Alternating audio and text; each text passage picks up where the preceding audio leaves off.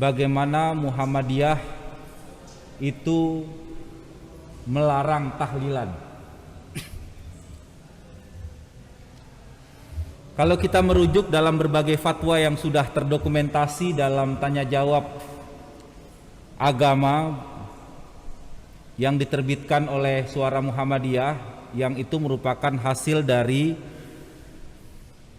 Divisi Fatwa Pimpinan Pusat Muhammadiyah, khususnya di Majelis Tarjih. Nah, itu tentu berseberangan dan tidak ada tuntunannya. Karena tuntunannya perlu kita ketahui, setelah kematian seseorang itu tidak ada tuntunannya kita menyelenggarakan upacara seperti itu atau hajatan seperti itu. Ajaran agama, ajaran ibadah yang itu tidak ada tuntunan dan tidak dipraktekkan oleh Rasul Shallallahu Alaihi Wasallam.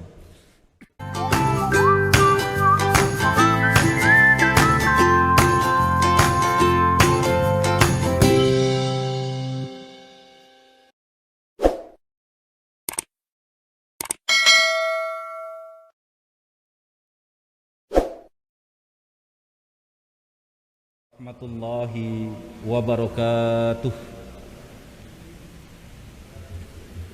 Alhamdulillahi rabbil alamin. Alhamdulillahilladzi anzalal Qur'an bilisanin arabiyyin mubin.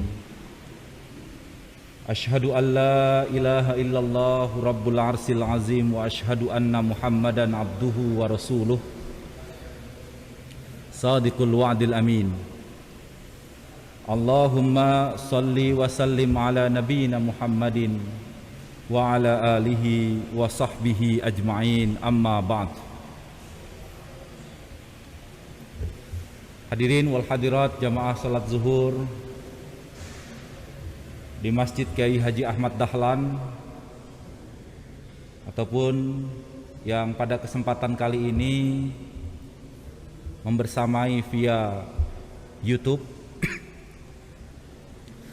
Syukur alhamdulillah pada siang hari ini kita bisa bertemu dalam rangka saya menyampaikan kaitannya dengan fatwa ataupun putusan Majelis Tarjih Pimpinan Pusat Muhammadiyah kaitannya dengan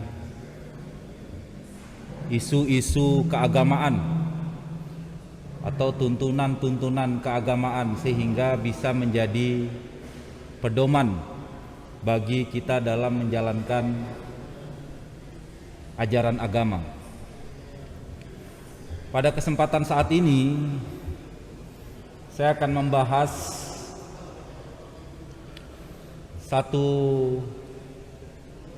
permasalahan, di mana permasalahan ini sebetulnya merupakan sebuah permasalahan atau pertanyaan yang klasik di Muhammadiyah. Bahkan hampir setiap kami, saya selaku khusus ketika mengampu mata kuliah kemuhammadiyahan misalnya, ketika mengidentifikasi apa dan seperti apa Muhammadiyah dan apa yang menjadi identitas keagamaan di Muhammadiyah, banyak para mahasiswa ketika itu dan bahkan sampai saat ini ketika kami mengampu baik di mata kuliah Al-Islam atau kemuhammadiyahan, selalu menyampaikan dengan bagaimana Muhammadiyah itu melarang tahlilan. Kalau kita merujuk dalam berbagai fatwa yang sudah terdokumentasi dalam tanya jawab agama yang diterbitkan oleh Suara Muhammadiyah, yang itu merupakan hasil dari Divisi Fatwa Pimpinan Pusat Muhammadiyah, khususnya di Majelis Tarjih, bagaimana sebetulnya pandangan Muhammadiyah yang sering kaitannya menjadi identifikasi bagi setiap orang yang mengaitkan bahwa Muhammadiyah itu ya organisasi atau sebuah perserikatan yang anti atau melarang tahlilan. Nah, gitu kan, gambarannya begitu. Dan menurut kami ini diperlukan adanya penjelasan-penjelasan yang lebih spesifik. Karena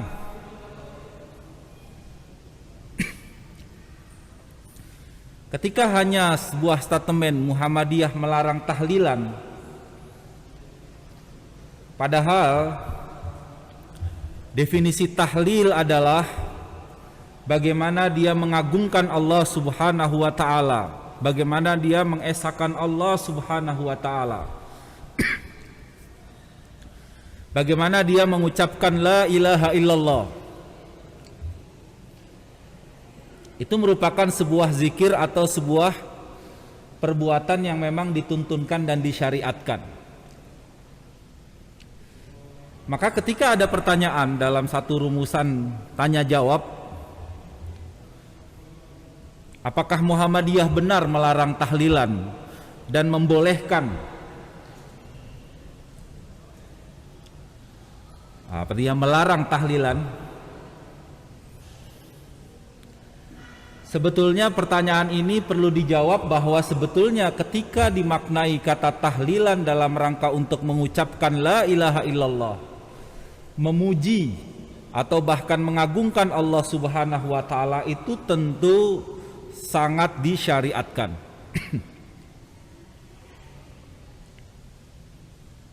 Jadi ketika dimaksud kata tahlil ini adalah membaca la ilaha illallah, tidak ada Tuhan selain Allah, maka tentu Muhammadiyah tidak melarangnya, bahkan tentu mensyariatkannya dalam arti menganjurkan agar kita memperbanyak membacanya. Ya, berapa kali saja kita membacanya, itu semua dalam rangka kita mengagungkan dan mendekatkan diri kepada Allah Subhanahu wa ta'ala. Bagaimana ditegaskan dalam surat Al-Baqarah ayat 152, A'udzubillahi minasyaitonirrajim, fadhkuruni adzkurkum washkuruli wala takfurun. Jelas.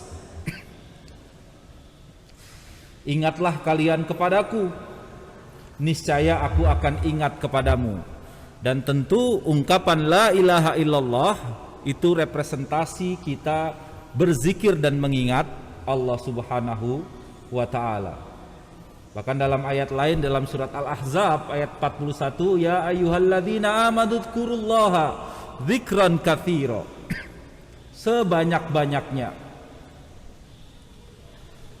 Qul innama huwa ilahu wahid fa innani bari'um mimma tusyrikun. Kita dipinta untuk mengingat bahwa la ilaha illallah, karena sesungguhnya dia yang esa, Allah Subhanahu wa ta'ala yang esa. Dan sesungguhnya aku berlepas diri dari apa yang kamu persekutukan. Dalam arti memang Allah Subhanahu wa ta'ala ahad, yang populer kita menyebut dengan dalam surat Al-Ikhlas itu, qul huwallahu ahad Allahus samad lam yalid walam yulad walam yakul lahu kufuwan ahad. Atau bahkan banyak ayat-ayat lain. Begitu juga hadis Nabi sallallahu alaihi wasallam, qala Rasul sallallahu alaihi wasallam, fa innallaha qad harrama 'alan nari man qala la ilaha illallah yambagi bidzalika wajhallah. Rasulullah bersabda, maka sesungguhnya Allah telah mengharamkan atas mereka neraka bagi orang yang mengucapkan la ilaha illallah. Dengan lafaz tersebut ia mencari keridhaan Allah Subhanahu wa ta'ala. Artinya dari sini clear ya. Ketika dimaknai kata tahlilan itu dalam rangka untuk mengucapkan tahlil la ilaha illallah, tentu tidak dilarang, bahkan justru malah disyariatkan dan sangat dianjurkan. Banyak hadis-hadis nanti bisa dirujuk dalam tanya jawab agama yang tersebar baik di jilid 1, di jilid 3, di jilid 2 juga ada, yang kaitannya dengan bagaimana Muhammadiyah dengan tahlilan dimaknai dengan mengucapkan la ilaha illallah. Tapi yang harus secara berkali-kali kami juga terus sampaikan kepada para mahasiswa yang bertanya, atau mungkin kepada para jamaah yang ngaitkan bahwa Muhammadiyah itu anti tahlilan dalam definisi yang seperti apa. Nah, sebetulnya inilah yang harus dipahami. Di ayat-ayat tadi tentu tidak bertentangan kalau dalam arti definisi tahlil dalam rangka kita mendekatkan diri dan mengucapkan atau memperbanyak la ilaha illallah. Itu semua dalam rangka untuk kita mendekatkan diri kepada Allah. Itu semua dalam rangka kita untuk terbebas dan meninggalkan tahayul, bid'ah, khurafat dan lain sebagainya. Bahkan dijamin oleh Allah Subhanahu wa taala surga. Nah, yang dilarang di Muhammadiyah kaitannya di sini adalah apa yang menjadi fatwa dan menjadi putusan ini, bahwa menurut Muhammadiyah yang dilarang itu yang kaitannya dengan upacaranya, seremoni khususnya. Yang kaitannya di sini adalah bagaimana tahlilan dikaitkan dengan upacara atau seremoni khusus yang dikaitkan dengan kematian seseorang, baik keluarga, teman, atau bahkan kemudian relasi dan lain sebagainya.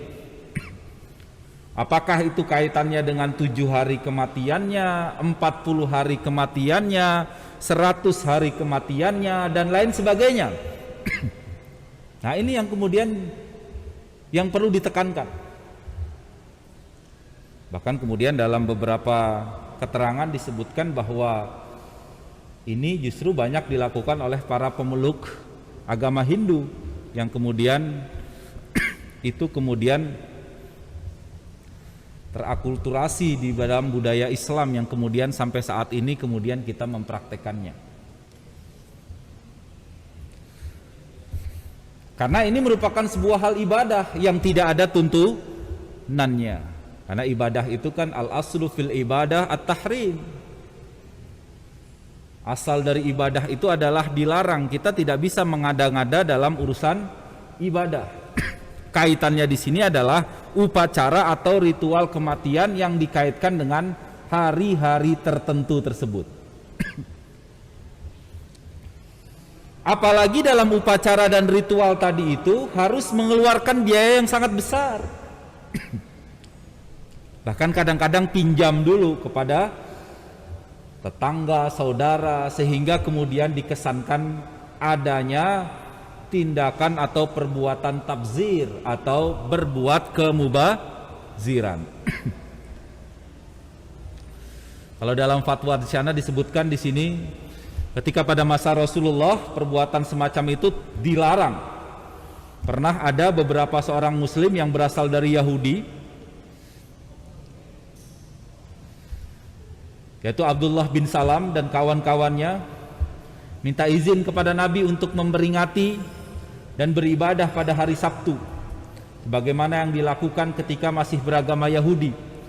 Tetapi Nabi SAW tidak memberikan izin, dan kemudian turunlah ayat yang sangat populer, ya ayyuhalladzina amanu dkhulu fis-silmi kaffah wala tattabi'u khutuwatis syaitan.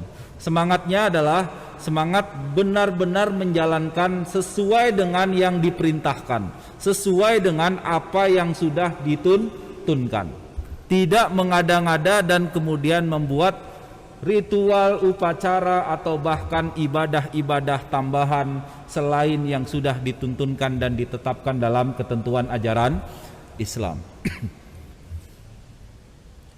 Maka inilah yang dimaksud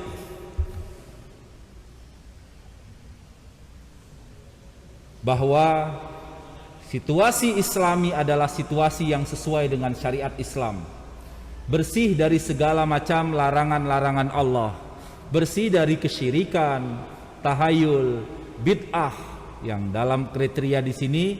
Maka kemudian melakukan ibadah yang tidak pernah diajarkan dan tidak pernah diamalkan oleh Rasulullah, oleh para sahabatnya, maka ketentuan itulah yang kemudian dapat dijadikan sandaran sebuah simpulan apa yang difatwakan oleh Majelis Tarjih Pimpinan Musad Muhammadiyah kaitannya dengan tahlilan.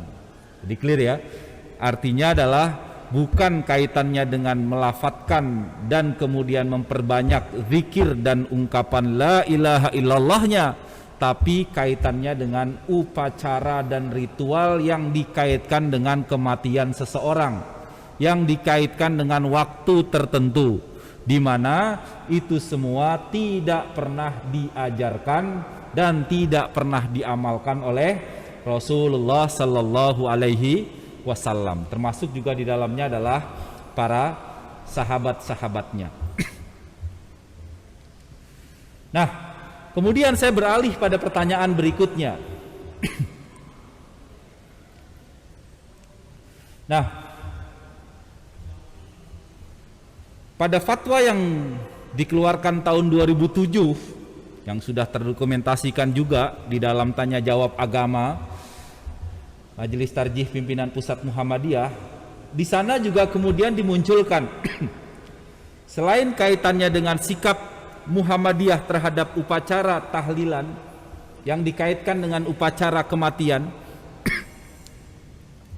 walaupun kemudian dalam munas beberapa waktu yang lalu kita juga kemudian telah merumuskan kaitannya dengan tuntunan kematian, yang salah satunya kaitannya dengan mendiskusikan upacara kematian ini yang disimpulkan tidak ada tuntunan dan contoh dari Rasul Sallallahu Alaihi Wasallam. Pertanyaan selanjutnya setidaknya 3 hal. Yang pertama adalah, sebagai kita warga Muhammadiyah, bagaimana sikap saya bila diundang pada acara tahlilan tadi, yang dimana di dalamnya ada jamuan? Apakah jamuannya tadi itu berasal dari keluarga yang mati, ataupun kemudian bisa jadi juga dari dikumpulkan dari warga atau jamaah yang diserahkan kepada keluarga, yang selanjutnya dimakan bersama dalam upacara tahlilan tersebut. Nah, kalau diundang gimana? Terus kalau sudah diundang, hukumnya gimana kalau saya menghadiri undangan tahlilan tersebut dengan alasan supaya tidak merusak kerukunan warga dan lain sebagainya lah.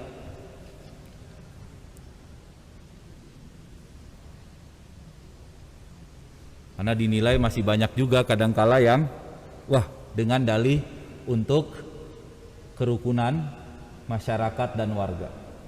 Kemudian yang terakhir adalah, apa hukumnya kemudian makan bersama dalam jamuan tahlilan tadi dengan alasan yang meninggal dunia tidak punya anak yatim, anaknya sudah dewasa dan sudah berkeluarga, dan kemudian ketika dikaitkan bahwa kita memakan anak yatim ketika di hari kematian tadi, dia beranggapan tidak yatim lagi, anaknya sudah kerja semua segala macam. Bagaimana sebetulnya hukumnya?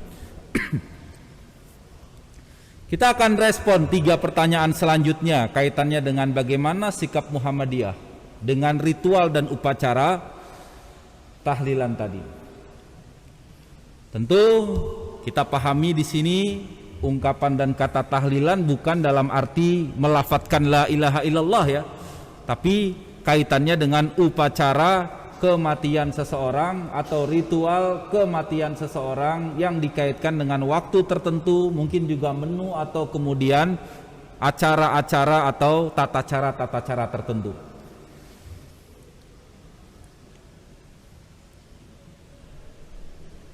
Baik itu dari segi waktu tadi 7 hari, 3 hari, 7 hari, seterusnya.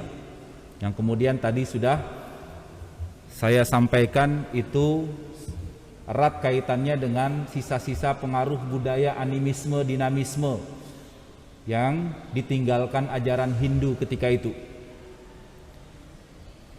Apalagi ditinjau dari ekonomi, ternyata juga membutuhkan biaya yang sangat besar dan bisa jadi juga dia harus pinjam dan lain sebagainya.